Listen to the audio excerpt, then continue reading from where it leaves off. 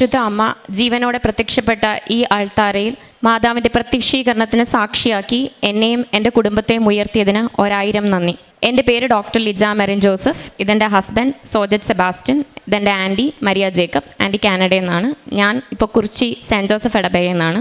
ഞാൻ ആദ്യമായിട്ട് കൃപാസനത്തെ പറ്റി കേൾക്കുന്നതെന്ന് വെച്ചാൽ ഞാൻ ചമ്പക്കുളം സൈഡിൽ നിന്നാണ്. ഞാൻ കല്യാണം കഴിച്ചേക്കുന്നതാണ് കുറിച്ചിയിൽ. ഇന്നലെയായിരുന്നു എൻ്റെ വിവാഹം. ഞങ്ങളുടെ അവിടെ കൃപാസനത്തിൻ്റെ പത്രമൊക്കെ ആളുകൾ വെക്കാറുണ്ട്. അപ്പോൾ അതുപോലെ എൻ്റെ വീട്ടിലും കൊണ്ട് വെക്കാറുണ്ട്. പക്ഷെ ഞാൻ എല്ലാ ധ്യാന കേന്ദ്രത്തിലും ഒക്കെ കിട്ടുന്ന പാംലെറ്റ് പോലെ വല്ലതും ആയിരിക്കുമെന്ന് വിചാരിച്ച് ഞാൻ അധികം ശ്രദ്ധിക്കാറൊന്നുമില്ലായിരുന്നു.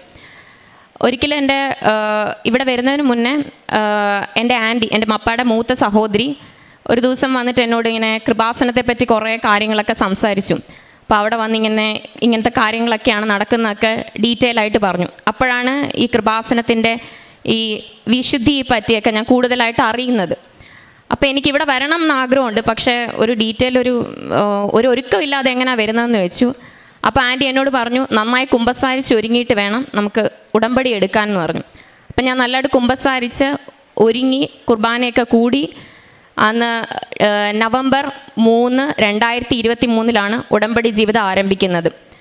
അന്ന് ഞാൻ വരുമ്പോൾ എനിക്ക് വരുമ്പം ജോലിയില്ലായിരുന്നു. ഞാൻ പാസ് ഔട്ട് ആവുന്നതിന് മുന്നേ ഞാൻ ഡെൻറ്റിസ്റ്റായിട്ട് ഇൻറ്റേണായിട്ട് വർക്ക് ചെയ്യുമ്പോൾ തന്നെ ഞാൻ പലയിടത്തും ഇങ്ങനെ ജോലിക്ക് വേണ്ടി സ്റ്റാർട്ടിംഗ് ആയിട്ട് ഇങ്ങനെ അന്വേഷിക്കുമായിരുന്നു, ഒരു ഇൻറ്റേൺഷിപ്പ് പോലെയെങ്കിലും. പിന്നെ ഇൻറ്റേൺഷിപ്പ് കഴിഞ്ഞിട്ട് വർക്ക് ചെയ്യാനായിട്ട് ഓരോരുത്തടത്തും ചെല്ലുമ്പം എനിക്ക് മെറിറ്റുണ്ട്, മാർക്കുള്ള ആളാണ്. പക്ഷെ ഞാൻ ഈ ഉള്ള എല്ലാ എൻ്റെ മാർക്കും ഒക്കെ വെച്ച് പല ക്ലിനിക്കിലും പോയിട്ട് ചോദിക്കുമ്പം എല്ലാവരും റിജക്ഷനാണ്. ഒന്നില്ലെന്നുണ്ടെങ്കിൽ അവർ പറയും ഇനി PGക്ക് പ്രിപ്പയർ ചെയ്തോളൂ, അതല്ലെന്നുണ്ടെങ്കിൽ പറയും ഞങ്ങൾക്ക് ഇവിടെ ഓൾറെഡി വേക്കൻസി ഇല്ല. ഞാൻ വിചാരിച്ച് ജോലി കിട്ടാൻ എളുപ്പമായിരിക്കും മാർക്കുള്ളത് കൊണ്ട്. അങ്ങനെ എനിക്ക് തോന്നുന്നു ആലപ്പുഴ കോട്ടയം ഏരിയയിൽ ഞാൻ നടന്ന് എന്ന് റിസപ്ഷനിലൊക്കെ കൊണ്ട് കൊടുത്തിട്ടുണ്ട് എൻ്റെ CV. പക്ഷേ ചിലയിടത്ത് ഞാൻ ചിലരൊക്കെ കണ്ടിട്ടുണ്ട് എൻ്റെ CV ചുരുട്ടിക്കൂട്ടി കളയുന്നത് വരെ. അപ്പം എനിക്ക് ഭയങ്കര സങ്കടമായിരുന്നു. അപ്പം ഞാൻ അതാണ് ആദ്യമായിട്ട് എൻ്റെ നിയോഗമായിട്ട് വെച്ചത്, എനിക്കൊരു ജോലി കിട്ടണം. കാരണം ആ സമയത്ത് കോവിഡൊക്കെ കന്നു കഴിഞ്ഞിട്ട് എൻ്റെ അപ്പൻ്റെ ജോലിയൊക്കെ പോയിട്ടിരിക്കുകയായിരുന്നു. സോ സാമ്പത്തികമായിട്ട് ലിറ്റിൽ ബിറ്റ് ടൈറ്റായിരുന്നു. അപ്പോൾ ഞാൻ ജോലിക്ക് അപ്ലൈ ചെയ്തെടുത്തൊന്നും കിട്ടിയിട്ടില്ല. പിന്നെ എങ്ങനെയാണെന്നറിയത്തില്ല, ഒരാൾ മുഖേന ഇവിടെ ഉടമ്പടി എടുത്ത് നവംബർ 3 എടുത്തു. ഒരു നവംബർ ലാസ്റ്റൊക്കെ ആയപ്പം ഒരു അങ്കിള് പറഞ്ഞു, എൻ്റെ പപ്പയുടെ ഒരു റിലേറ്റീവാണ്, ഞാനൊന്ന് അന്വേഷിക്കട്ടെ എന്ന് പറഞ്ഞു എവിടെയെങ്കിലും ജോലിയുണ്ടോ. അപ്പം ഞാൻ വലിയ പ്രതീക്ഷയൊന്നുമില്ല, കാരണം ഇത്രയും ക്ലിനിക്ക് ഞാൻ നേരിട്ട് പോയി എൻ്റെ CV എല്ലാം കൊടുത്തിട്ട് രക്ഷയില്ല. പിന്നെ അങ്കിള് പറഞ്ഞിട്ട് കിട്ടുമോ എന്ന് എനിക്കറിയത്തില്ല, കാരണം പരിചയമില്ലാത്ത ഒരാളെ എങ്ങനെ എടുക്കുന്നത്, അല്ല നേരിട്ട് കാണണ്ടേ. അപ്പം ഡിസംബർ 6 അങ്കിൾ എന്നെ വിളിച്ചിട്ട് പറഞ്ഞു, നാളെ ഇന്ന സ്ഥലത്തൊന്ന് വരണം, ഒരു ഡോക്ടർ നിന്നെ ഒന്ന് അന്വേഷിച്ചു, ഒന്ന് വന്ന് കാണണമെന്ന് പറഞ്ഞു. അപ്പോൾ ഒരു ഇൻ്റർവ്യൂ പോലാണെന്നാണ് എന്നോട് പറഞ്ഞത്. ഡിസംബർ 7 അതായത് മാതാവിൻ്റെ പ്രത്യക്ഷീകരണ ദിവസം. അന്ന് ഞാനും എൻ്റെ പപ്പായും കൂടെ രാവിലെ പ്രത്യക്ഷീകരണ പ്രാർത്ഥനയൊക്കെ ഞാൻ വെളുപ്പിനെ എഴുന്നേറ്റ് ചൊല്ലി. ഞാൻ സാധാരണ അതുമാത്രം ചൊല്ലും, ഈ വീഡിയോ കാണാറില്ല. അന്ന് യൂട്യൂബിൽ പ്രത്യക്ഷീകരണത്തിൻ്റെ രാവിലത്തെ പ്രാർത്ഥന ഇടാറുണ്ട്. ഞാനത് പോരുന്ന വഴി, എനിക്ക് കോട്ടയം ഞാലിയാങ്കുഴിയിലായിരുന്നു ക്ലിനിക്ക്. അപ്പം ഞാൻ അവിടെ പോകുന്ന വഴി പ്രാർത്ഥന കണ്ട് കൊന്ത ചൊല്ലി ബൈബിൾ എൻ്റെ ഫോണിലുണ്ട് ആപ്പായിട്ട്, അതിൽ വായിച്ച് അങ്ങനെയാണ് ഞാൻ വന്നത്. ചെന്നിട്ട് ഞാൻ കുറേ CV എൻ്റെ ഇതുവരെ ക്ലിനിക്കലിൻ്റെ മാർക്ക് അതൊക്കെ ആയിട്ട് അങ്ങോട്ട് ചെന്നിട്ട് ഡോക്ടറിൻ്റെ ഇതൊന്നും മേടിച്ചില്ല. എന്നോട് ആകെ ചോദിച്ചത് കൊച്ചിൻ്റെ പേരെന്താ, കൊച്ച് ഏത് ഇയറാണ് പാസ് ഔട്ടായി, എത്ര മാർക്കുണ്ടെന്നോ ഒന്നും ചോദിച്ചില്ല, ഏതൊക്കെ ലാംഗ്വേജ് അറിയും, ഇത്ര മാത്രം ചോദിച്ചു. പിന്നെ വീട്ടിൽ നിന്ന് പോരുന്നതിന് മുന്നേ ഞാൻ പ്രാർത്ഥിച്ചിട്ട് ഇറങ്ങിയപ്പോഴത്തേക്കും ഉടമ്പടി ഉപ്പും തൈലം ഞാൻ നെറ്റി പുരട്ടിയിരുന്നു. പിന്നെ എൻ്റെ കൂടെ എപ്പോഴും കാശുരൂപമുണ്ട്. അപ്പോൾ ഉപ്പിട്ടിട്ടാണ് ഞാൻ ആ ക്ലിനിക്കിലോട്ട് കയറുന്നത്. വീട്ടിൽ നിന്ന് ഇറങ്ങുമ്പം അമ്മ എന്നോട് പറഞ്ഞു, പ്രാർത്ഥിച്ചിട്ടൊക്കെ ഇറങ്ങിക്കോളാൻ പറഞ്ഞു. ഞാൻ വീടിൻ്റെ വാതിക്കൽ ഇറങ്ങിക്കഴിഞ്ഞിട്ട് എൻ്റെ ഉള്ളിൽ നിന്ന് ആരോ പറഞ്ഞു, എനിക്ക് നന്നായിട്ട് ആ ശബ്ദം കേൾക്കാം, പോയി നിൻ്റെ അലമാരിയിലിരിക്കുന്ന വൈറ്റ് കോട്ടും കൂടെ എടുത്തിട്ട് പോകാൻ പറഞ്ഞു. ഞാനോർത്ത് എന്തിനാ ഈ വൈറ്റ് കോട്ടൊക്കെ ഇൻ്റർവ്യൂവിന് പോകുമ്പോൾ എടുക്കുന്നതെന്ന് ഓർത്തു. അപ്പോഴത്തേക്കും പിന്നെ ആരോ പറഞ്ഞു ഒരു പേനയും കൂടെ എടുത്തുകൊണ്ട് പൊക്കോളാൻ പറഞ്ഞു. ഞാൻ റൂമിൽ പോയി, ഞാൻ ആ അലമാരിയിൽ എന്നോ വെച്ച കോട്ടാണ്, പുതിയതായിട്ടിരിക്കുന്നതാണ്, പുതിയതായിട്ട് പണ്ടെപ്പോഴോ മേടിച്ച് വെച്ചതാണ്. പുതിയ കോട്ട് പുതിയ പേനയൊക്കെ ആയിട്ട് പോയി ഇൻ്റർവ്യൂവിന് പോവാണ്. പോയി ഇത്രയൊക്കെ ചോദിച്ചു. ഞാൻ വെളിയിലിറങ്ങി. കുറച്ച് കഴിഞ്ഞിട്ട് ആ ഡോക്ടറിനെ തിരിച്ച് വിളിച്ചിട്ട് ചോദിച്ചു, അതെ ഇന്ന് തൊട്ട് ഒന്ന് ജോലിക്ക് കയറി നോക്കുന്നോന്ന് ചോദിച്ചു, ഒന്ന് ജസ്റ്റ് ഒന്ന് എങ്ങനെ ഉണ്ടെന്ന് അറിയാനായിട്ട്. അന്ന് എന്നോട് അത് കഴിഞ്ഞിട്ട് പിന്നെ പറഞ്ഞു കോട്ടൊന്നും വല്ലതും ഉണ്ടോ. അപ്പം ഞാൻ പറഞ്ഞു ഞാൻ കോട്ടായിട്ടാണ് വന്നേക്കുന്നത്, പേനയും കോട്ടും ഒക്കെ ഉണ്ട്.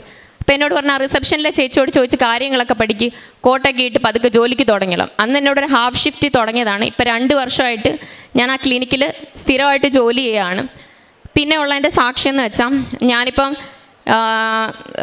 ഞാൻ എൻ്റെ 2 വയസ്സ് തൊട്ട് നിൽക്കുന്ന വീടുണ്ട്. അവിടെ കുറച്ച് മെയിൻ്റനൻസ് വർക്കൊക്കെ, അതായത് അത്യാവശ്യം കണ്ട പഴയ ഒരു വീടാണ്, അതിൽ കുറച്ച് മെയിൻ്റനൻസ് വർക്കൊക്കെ ചെയ്യണമെന്നുണ്ട്. പക്ഷെ ഞാൻ എത്ര ശ്രമിച്ചാലും എത്ര പ്രാർത്ഥിച്ചാലും അല്ലെ ആരെങ്കിലും ഒക്കെ വിളിച്ചാലും അതൊന്നും കറക്റ്റായിട്ട് വരത്തില്ല. അവരെപ്പോഴും ലാഗ് അടുപ്പിച്ച് നിൽക്കും, ഒന്നും വരത്തില്ല. പിന്നെ സാമ്പത്തികമായ കുറച്ച് ബുദ്ധിമുട്ടും കൂടെ ഉണ്ട്. അപ്പം ഞാൻ എന്താ ചെയ്യുന്നത് വെച്ചാൽ ഉടമ്പടി ഉപ്പെടുത്തു. ഞാൻ ഉടമ്പടി എടുത്തു കഴിഞ്ഞിട്ടാണ് ഇതൊക്കെ ചെയ്യുന്നത്. ഉടമ്പടി ഉപ്പെടുത്ത് വിശ്വാസ പ്രമാണം ചൊല്ലി വീടിൻ്റെ ചുറ്റും ഇങ്ങനെ നടന്നങ്ങിടും, എല്ലാ ദിവസവും ഇടും. അതൊരു 2 ദിവസം അങ്ങാണ്ട് ഇട്ടതേ ഉള്ളൂ. വരേണ്ടവരൊക്കെ കറക്റ്റായിട്ട് വന്നു. തീരേണ്ട ജോലി, ഞാൻ ഇത്രയും വർഷമായിട്ട് നോക്കിയിരുന്നിട്ട് നടക്കാത്ത ജോലി പടപടെ വിത്തിൻ 2 വീക്സ് എല്ലാ പരിപാടിയും കഴിഞ്ഞു. ഒരു 2 ബാത്റൂമ്, എക്സ്റ്റൻഷൻ റൂമ്, അങ്ങനെ കുറേ കാര്യങ്ങളും എല്ലാം പെട്ടെന്നായിരുന്നു.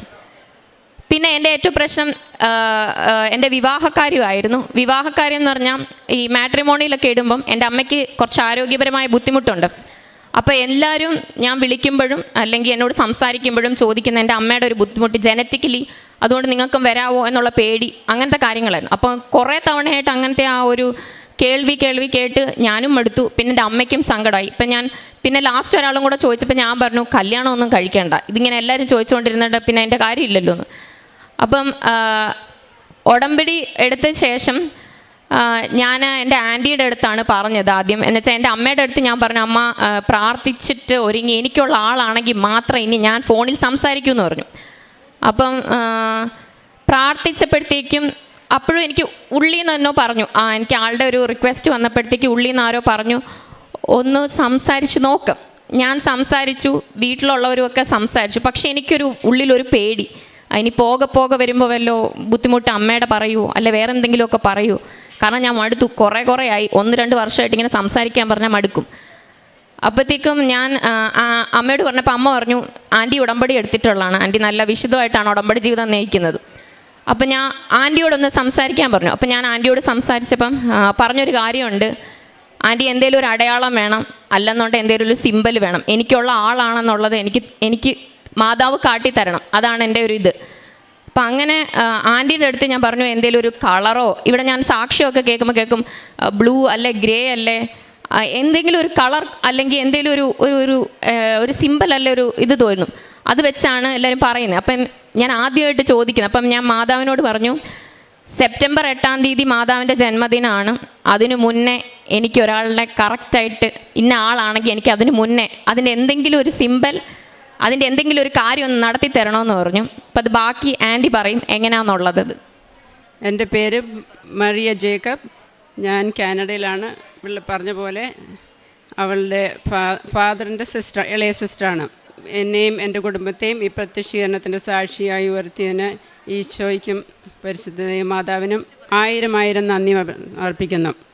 ലിജ പറഞ്ഞതുപോലെ അവളുടെ പ്രപ്പോസൽ എൻ്റെ തുടക്കത്തിലേക്ക് ഞാൻ പോവുകയാണ്. ഈ പ്രപ്പോസൽ വന്ന് ഇവർ പ്രൊസീഡ് ചെയ്യാമെന്ന രീതിയിലായപ്പോഴേക്കും അവൾ എന്നോട് പറഞ്ഞിരുന്നു, ആൻറ്റി പ്രത്യേകം പ്രാർത്ഥിക്കണം, എനിക്ക് തന്നെയുള്ള തീരുമാനമെടുക്കാനുള്ള ആളാണോ എന്നെനിക്കൊരു സൈൻ അല്ലെങ്കിൽ ഒരു സ്ഥിരീകരണം വേണം. അപ്പോൾ അത് ഡേറ്റ് പറയുവാണെങ്കിൽ ജൂലൈ 20 ഒരു ഞായറാഴ്ചയായിരുന്നു. ഇവർ അത് തീരുമാനിക്കാൻ ഉദ്ദേശിച്ച ദിവസമാണ് ജൂലൈ 20 ആയിരുന്നത്. അന്ന് ഞങ്ങൾ രാവിലെ ഈ ജോസഫ് അച്ഛൻ നയിക്കുന്ന അവർ ഡെയിലി ബ്രെഡ് മോർണിംഗ് പ്രേയറിൽ ഞാൻ എല്ലാ ദിവസവും അത് തുടങ്ങിയ നാൾ തൊട്ട് ഒരു മുടക്കം കൂടാതെ കൂടിക്കൊണ്ടിരിക്കുന്നതാണ്. അങ്ങനെ അത് കൂടി അന്ന് അവളുടെ അന്നത്തെ രാവിലത്തെ പ്രാർത്ഥനയിൽ അത് നിയോഗമായിട്ട് വെച്ചു. അച്ഛൻ്റെ ബ്ലെസ്സിങ്ങിൽ ആ കാര്യം ഇൻക്ലൂഡ് ചെയ്യുന്ന രീതിയിലുള്ള ഒരു ബ്ലെസ്സിങ്ങാണ് റിസീവ് ചെയ്തത്. ആ പ്രാർത്ഥന കഴിഞ്ഞ് ഞാനൊരു ചെറിയ മയക്കത്തിൽ 1 മണിക്കൂർ നേരത്തോളം ഒന്ന് കിടന്നു. ആ ഉറങ്ങിയ സമയത്ത് എനിക്ക് സ്വപ്നത്തിൽ മാതാവ് അതിനുള്ള അടയാളം സ്ഥിരീകരണമായിട്ട് നൽകി. അത് ഇവൾക്ക് വേണ്ടിയിട്ടാണെന്നുള്ള രീതിയിൽ ഇങ്ങനെയായിരുന്നു അത്. ഞാൻ ഉറക്കത്തിൽ പെട്ടെന്ന് വീടിൻ്റെ പുറകിലായിട്ട് മാതാവിൻ്റെ സ്റ്റാച്യു നീല കാപ്പയിൽ പൊതിഞ്ഞ് കൈകൂപ്പി പ്രാർത്ഥിച്ച് നല്ല പ്ലസൻറ്റ് ഫേസിൽ സന്തോഷത്തോടു കൂടി നിൽക്കുന്ന മാതാവിനെയാണ് കണ്ടത്. ഞാൻ വീടിന് പുറത്തോട്ട് ഇറങ്ങി പെട്ടെന്ന് കാണാനുള്ള ആഗ്രഹത്തിൽ തിടുക്കത്തിൽ ഓടി അങ്ങോട്ട് ചെന്നു. അപ്പോൾ ആ സ്റ്റാച്യുവിൽ നിന്ന് മാതാവ് താഴെ ഇറങ്ങി നടന്ന് എൻ്റെ അടുക്കൽ വന്ന് എൻ്റെ ഇടത്ത് തോളിൽ കൈ തൊട്ട് എന്നെ നോക്കിയിട്ട് ചിരിച്ചുകൊണ്ട് പറഞ്ഞു, നിന്നെ അനുഗ്രഹിക്കാൻ വേണ്ടിയിട്ടാണ് ഞാനിത് ചെയ്തതെന്ന്. അപ്പം ഞാൻ പെട്ടെന്ന് ഉറക്കത്തിൽ നിന്ന് ചാടി എഴുന്നേറ്റു. ഓടിപ്പോയി ഞാൻ എൻ്റെ ഹസ്ബൻഡിനോട് പറഞ്ഞു, ഇങ്ങനെയൊരു കാര്യം നടന്നു. അപ്പം ചോദിച്ചു, വേറെ ആരോടെങ്കിലും പറഞ്ഞോ? ഞാൻ ആദ്യം പറഞ്ഞത് ഹസ്ബൻഡിനോടാണ്, കാരണം വീട്ടിൽ ഇവരോട് പറയണമെങ്കിൽ ഇവിടെ വിളിച്ച് പറയണം. പക്ഷേ ഉടനെ തന്നെ വിളിച്ച് ഞാൻ ഇവളോടും ഇവരുടെ പേരൻസിനോടും അത് പറഞ്ഞു. അങ്ങനെയാണ് അവർക്ക് അതിനുള്ള ഒരു പോസിറ്റീവ് ഇതായിട്ട് അവരതിനെ എടുത്തത്. അതുകൂടാതെ തന്നെ സോജറ്റ് കാനഡയിലാണ്, ഞങ്ങളാണ് അവൾക്ക് ഉള്ള ഇമ്മീഡിയറ്റ് റിലേറ്റീവായിട്ട്. അപ്പോൾ ബ്രദർ എന്നോട് പറഞ്ഞു, നിങ്ങൾ പോയി സോജസ്റ്റുമായിട്ടൊന്ന് കാണുക, ഇവർ കാണുന്നതിന് മുന്നേ ഉള്ള ഒരു പോസിബിലിറ്റി അതാണ്. അപ്പോൾ അതിന് വേണ്ടിയിട്ടൊരു ഡേറ്റ് തീരുമാനിച്ചു. എല്ലാം ഒരാഴ്ചയ്ക്കകം തീരുമാനിച്ചുറച്ച് ഞങ്ങൾ കാണാൻ മീറ്റ് ചെയ്യാനിരുന്ന ദിവസം ഞങ്ങൾ പോകുന്നതിന് മുമ്പ് ഉച്ചയ്ക്കാണ് ഞങ്ങൾ വീട്ടിൽ നിന്ന് ഇറങ്ങിയത്. ഞാൻ പോയി പ്രത്യക്ഷീകരണ പ്രാർത്ഥന ചൊല്ലി ഇറങ്ങി. അപ്പോൾ എൻ്റെ മൂത്ത മകൻ വന്നേച്ച് ചോദിച്ചു, അമ്മ എന്താ ഇപ്പം പ്രാർത്ഥിച്ചിട്ട് പോകുന്നത്, എന്തെങ്കിലും സ്പെഷ്യലാണോ? ഞാൻ പറഞ്ഞു, അതേ സ്പെഷ്യലാണ്. അവനും അറിയാം ഞാൻ ഈ ഉടമ്പടിയിലാണ്, ഉടമ്പടി ജീവിതം എങ്ങനെയാണെന്നൊക്കെ എന്നെ മിക്കവാറും ഓർമ്മിപ്പിക്കാനുള്ള ഒരു മകൻ തന്നെയാണ് അവനെ. അന്ന് കാണാൻ പോയപ്പം ഇവൾ ആഗ്രഹിച്ചിരുന്ന പോലെ തന്നെ നീല നിറത്തിൽ സ്ഥിരീകരണം നൽകി. ആ സോജറ്റുമായുള്ള ഞങ്ങളുടെ മീറ്റിങ്ങിൽ അതിനുള്ള ഒരു പോസിറ്റീവ് സൈനും നൽകി. നീല ഷർട്ട്, ആരും അങ്ങോട്ടും ഇങ്ങോട്ടും ചോദിച്ചൊന്നുമല്ല, അതിപ്പോഴായിരിക്കും ഒരു പക്ഷേ സോജറ്റ് പോലും കേൾക്കുന്നത്. അങ്ങനെയാണ് അന്ന് വന്നിരുന്നെന്നുള്ള കാര്യം. അടുത്തതായി എനിക്കുള്ള സാക്ഷ്യമെന്ന് പറയാനാണ് എൻ്റെയും ഒരു ജോലിക്കാര്യം തന്നെയാണ്. 2023 എൻ്റെ ചെയ്തുകൊണ്ടിരുന്ന തുടർച്ചയായ ജോലിയിൽ നിന്ന് മാറി വ്യത്യസ്തമായ ഒരു രീതിയിലേക്ക് മാറേണ്ട സാഹചര്യം വന്നു. അത് നീണ്ടൊരു ഗ്യാപ്പായിരുന്നു, ഏകദേശം 1.5 വർഷത്തോളമുള്ളത്. 1 വർഷം കഴിഞ്ഞപ്പോഴേക്കും എൻ്റെ സഹോദരങ്ങൾക്കതൊരു വിഷമമായിട്ട് മാറി. എൻ്റെ അൺഎംപ്ലോയ്മെൻറ്റ് സിറ്റുവേഷൻ എല്ലാവർക്കും അറിയാമായിരുന്നെങ്കിലും ആരും പരസ്പരം പറഞ്ഞില്ല. പക്ഷേ ഇൻഡയറക്റ്റ്ലി ഞാനത് അറിഞ്ഞു. അപ്പോൾ എനിക്കും അതൊരു അസ്വസ്ഥതയായി. ഞാനത് ഒരു ലൈറ്റ് ക്യാൻഡിൽ പ്രെയർ റിക്വസ്റ്റായിട്ട് ആ നിയോഗം സമർപ്പിച്ച് പ്രാർത്ഥിച്ചു. പക്ഷെ ഞാൻ ഓൾറെഡി ഓൺലൈൻ ഉടമ്പടിയിലായിരുന്നു 2023 ജൂൺ മുതൽ. ആ ഉടമ്പടി ജീവിതത്തിൽ കയറി ഉടമ്പടിയെ പറ്റിയും ഉടമ്പടിയുടെ ആത്മീയതയും അതിൻ്റെ പ്രസക്തിയും എല്ലാം മനസ്സിലാക്കി പതിയെ അങ്ങനെ വന്നുകൊണ്ടിരിക്കുന്ന സമയത്ത് തന്നെയാണ് ജോസഫ് അച്ഛൻ്റെ ഷെക്കിന TV കൊടുത്ത ഇൻ്റർവ്യൂ 12 എപ്പിസോഡ്, എല്ലാ എപ്പിസോഡും ഒരു ഇടയില്ലാതെ ഞാൻ മുഴുവൻ കണ്ട് അതിനെക്കുറിച്ചുള്ള രീതിയിലും അതിൻ്റെ എല്ലാ വിശദീകരണങ്ങളും അങ്ങനെ കൂടുതലായിട്ട് മനസ്സിലാക്കി. അങ്ങനെ ഞാൻ ആർക്കെങ്കിലും ഉടമ്പടി എടുക്കാനായിട്ട് പറഞ്ഞു കൊടുക്കുകയോ ചെയ്യുവാണെങ്കിൽ ഞാൻ എപ്പോഴും പറയാറുണ്ട്, അച്ഛൻ്റെ ആ ഒരു ഇൻ്റർവ്യൂവും കൂടെ നിങ്ങൾ കാണുന്നത് ഒത്തിരി ഉപകാരപ്രദമായിരിക്കുമെന്ന്.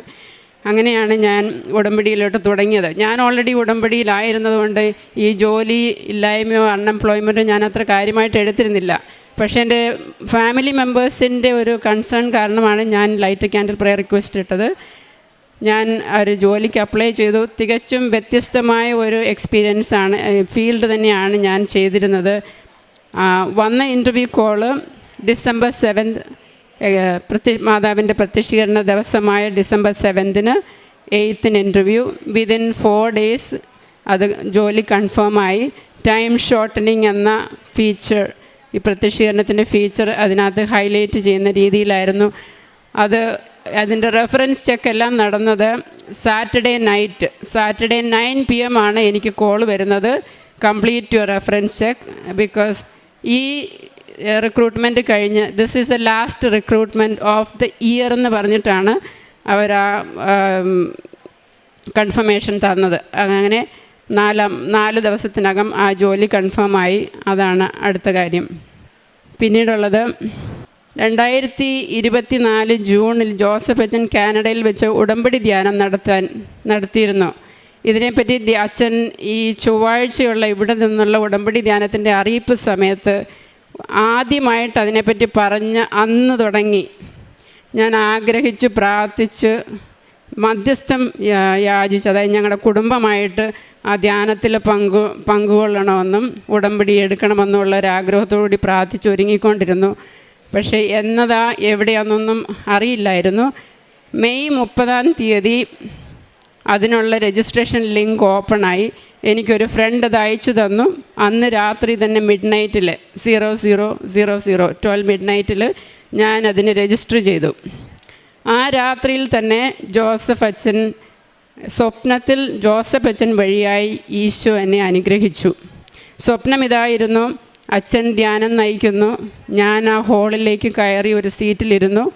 ആ സീറ്റിൽ ഇരിക്കുന്നതിന് മുമ്പ് തന്നെ അച്ഛൻ എന്നെ മുന്നോട്ട് വിളിച്ചു. ഞാൻ നടന്ന് അച്ഛൻ്റെ അടുക്കൽ ചെന്നു. അച്ഛൻ അവിടെ ഒരു കസേരയിലിരുന്നു.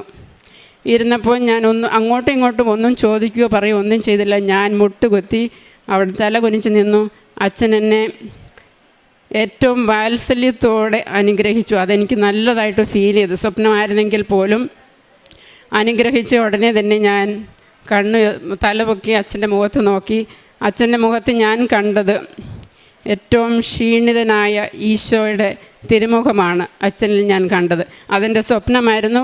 ആ സ്വപ്നം യാഥാർത്ഥ്യമായിട്ട് വന്നു. ആ ജൂൺ 23 ഉടമ്പടി ധ്യാനം നടന്ന ദിവസം ഞങ്ങൾ കുടുംബമായിട്ട് പോയി ഉടമ്പടി ധ്യാനം കൂടി ഉടമ്പടി എടുത്ത് പുറം രാജ്യങ്ങളിൽ അച്ഛൻ പറയാറുള്ളത് പോലെ ഉടമ്പടി എടുക്കുമ്പോൾ കാശുരൂപവും വെഞ്ചരിച്ച് ബ്ലസ് ചെയ്ത് തരുന്നത് അച്ഛനാണ്, ജോസഫ് അച്ഛനാണ്. അപ്പോൾ അച്ഛൻ അത് എല്ലാവർക്കും കൊടുക്കുന്ന പോലെ ഞങ്ങളെയും അനുഗ്രഹിച്ചു. പക്ഷേ എൻ്റെ ടേൺ ആയപ്പോൾ എനിക്ക് ഉടമ്പടി കാശുരൂപം കയ്യിൽ കിട്ടിയില്ല. അത് കഴിഞ്ഞ് ബ്ലെസ്സിങ് കഴിഞ്ഞ് ഞങ്ങൾ പുറത്ത് വെയിറ്റ് ചെയ്തു. അപ്പോഴാണ് ഞാനിത് റിയലൈസ് ചെയ്യുന്ന പോലും എൻ്റെ കയ്യിൽ കാശുരൂപമില്ലാന്ന്. കാശുരൂപമില്ലാതെ ഞാൻ വീട്ടിലോട്ട് പോവുകയില്ലെന്നുള്ള കാര്യം ഹസ്ബൻഡിന് മനസ്സിലായി. ഞാനിങ്ങനെ മെൻഷൻ ചെയ്തപ്പം പുള്ളി പോയി ധ്യാനം അറേഞ്ച് ചെയ്തിരുന്ന ബ്രദർ സുരേഷിനോട് ഇത് പോയി പറഞ്ഞപ്പം പറഞ്ഞു, നിങ്ങൾ കുറച്ച് നേരം വെയിറ്റ് ചെയ്യേണ്ടി വരും. അച്ഛൻ ഇതിൻ്റെ ഇടയ്ക്കൊരു ബ്രേക്ക് എടുക്കുന്ന സമയത്ത് ഞാൻ പോയി ചോദിക്കാം, അച്ഛനോ യെസ് പറയുവാണെങ്കിൽ വന്ന് മേടിക്കാമെന്ന് പറഞ്ഞു. അപ്പം ഞാൻ പറഞ്ഞു എന്തായാലും ശരി, ഒരു കുഴപ്പമില്ല, ഞങ്ങൾ വെയിറ്റ് ചെയ്യാം. അങ്ങനെ വെയിറ്റ് ചെയ്ത് ഏകദേശം 1.25 മണിക്കൂർ നേരം വെയിറ്റ് ചെയ്ത് കഴിഞ്ഞപ്പോൾ അച്ഛൻ്റെ ഒരു ടീ ബ്രേക്ക് എന്ന പോലെ ഒരു 5 മിനിറ്റ്സ് അച്ഛൻ അവിടെ ഇരുന്ന സമയത്ത് ആ ബ്രദർ പോയി ചോദിച്ചിട്ട് വന്നു പറഞ്ഞു, അച്ഛൻ വിളിക്കുന്നുണ്ട്, തിരിച്ചു വന്ന് മേടിക്കാമെന്ന് പറഞ്ഞു. ഞാൻ പെട്ടെന്ന് ഓടി. ലൈനിലെ ആൾക്കാർ എല്ലാവരും ബ്ലെസ്സിങ്ങിന് വേണ്ടി നിൽക്കുന്ന എന്നെ അച്ഛൻ എന്നെ ഓൾട്ടറിൻ്റെ പുറകിൽ നിന്ന് വിളിച്ച് അങ്ങനെ എന്നെ ഞാൻ അച്ഛൻ്റെ അടുക്കലോട്ട് നടന്ന് ചെല്ലുമ്പോൾ അച്ഛൻ എന്നോട് പറഞ്ഞു, സോറി മോളെ, നിങ്ങൾ ഇത്രയും നേരം ഇവിടെ വെയിറ്റ് ചെയ്യുമായിരുന്നു, എത്ര നേരമായി ഞാൻ നിങ്ങൾക്ക് ബ്ലെസ്സിങ് തന്ന് പെറ്റിട്ട്. അങ്ങനെ അച്ഛൻ പറഞ്ഞപ്പോൾ ഞാൻ ശരിക്കും കരഞ്ഞു. കാരണം 1 മണിക്കൂർ 1.5 മണിക്കൂർ മുമ്പേ ഇത്രയൊരു ഗ്രൂപ്പിൽ ഞാൻ കയറി അച്ഛൻ്റെ ബ്ലെസ്സിങ് മേടിച്ച് പോയെന്ന് അച്ഛൻ എൻ്റെ മുഖം ഓർത്തിരിക്കാൻ ഞാൻ ആരാണ്? അതാണ് ഞാൻ ഓർത്തത്. അതാണ് ഞാൻ കരഞ്ഞതിൻ്റെ കാര്യവും. അപ്പോഴാണ് ഞാൻ കണ്ണ് തുറന്ന് അച്ഛൻ്റെ മുഖത്ത് നോക്കുന്നത്. അച്ഛൻ ഇവിടുന്ന് യാത്ര ചെയ്ത് നല്ല ടയേർഡാണ്. ഈ ലോങ് ട്രാവൽ കഴിഞ്ഞിട്ട് 3 ദിവസം ഒരു ബ്രേക്ക് ഇല്ലാതെ ധ്യാനം കഴിഞ്ഞ് പിറ്റേ ദിവസം അച്ഛൻ തിരിച്ചു പോരുകയും ചെയ്യാണ്. ആ ധ്യാനത്തിൻ്റെ അറേഞ്ച്മെൻറ്റ്സിനും അതിനുണ്ടായ തടസ്സങ്ങളും എല്ലാം ആ ധ്യാനത്തിൽ പറഞ്ഞപ്പോഴാണ് ഞാൻ അറിഞ്ഞത്. അതിന് അച്ഛൻ പറയുണ്ടായി, ഒത്തിരി ആൾക്കാരുടെ മധ്യസ്ഥ പ്രാർത്ഥന ഒന്നുകൊണ്ട് മാത്രമാണ് കാനഡയിൽ ഈ ധ്യാനം നടക്കാനിടയായെന്ന്. അത് ശരി തന്നെയായിരുന്നു. കാരണം ബ്രദർ വിജയകുമാരൻ അവിടെ വരാനായിട്ടുള്ള വിസ തടസ്സങ്ങൾ അത്രയുണ്ടായിരുന്നു. അതിലുള്ള ഏറ്റവും വലിയൊരു അനുഗ്രഹമായിട്ട് ഞാൻ കാണുകയാണ്. ഈ രജിസ്ട്രേഷന് വേണ്ടിയിട്ട് ലിങ്ക് അയച്ചു തന്ന എൻ്റെ ഫ്രണ്ടിന് അവർക്ക് ഈ ധ്യാനത്തിൽ പങ്കെടുക്കാനായിട്ട് പിന്നീട് നോക്കിയപ്പോൾ അവർക്കത് സാധിച്ചില്ല. അപ്പം ഞാൻ ഓർത്തു, എനിക്ക് കിട്ടിയ ഒരു ബ്ലെസ്സിങ് എത്രയോ വലുതാണെന്നുള്ള കാര്യം. കാരണം എന്നെ സഹായിച്ചത് അവരാണ്. പക്ഷേ അവർക്ക് അവർ താമസിച്ചു പോയതായിരിക്കാം ഒരു പക്ഷേ, കാരണം അത് ലിമിറ്റഡ് നമ്പർ ആയിരുന്നതുകൊണ്ട്. ഇത് എൻ്റെ ഒരു not by my merit but by grace of god. കാരുണ്യ പ്രവൃത്തികളായിട്ട് ഞാനിപ്പോൾ ചെയ്യുന്ന ജോലി എന്ന് പറഞ്ഞാൽ കമ്മ്യൂണിറ്റി കെയർ നേഴ്സിംഗ് ആണ് ഏറ്റവും ഉചിതമായത് എന്ന് ഞാൻ പറയാം. കാരണം ഈ ഉടമ്പടി ജീവിതം നയിക്കാൻ പറ്റിയത് ഇതിലും വലിയൊരു ഫീൽഡ് എനിക്കറിയില്ല. എൻ്റെ ഇതിൽ വെച്ച് നോക്കുമ്പോഴത്തേക്കും എന്നോട് ചോദിച്ചിട്ടുണ്ട്, എന്തുകൊണ്ടാണ് ജോലി ഇങ്ങനെ മാറിയത്? എത്രയ്ക്ക് വലിയ ബെനിഫിറ്റ്സ് ആണോ അതോ അത് സാലറിയാണോ?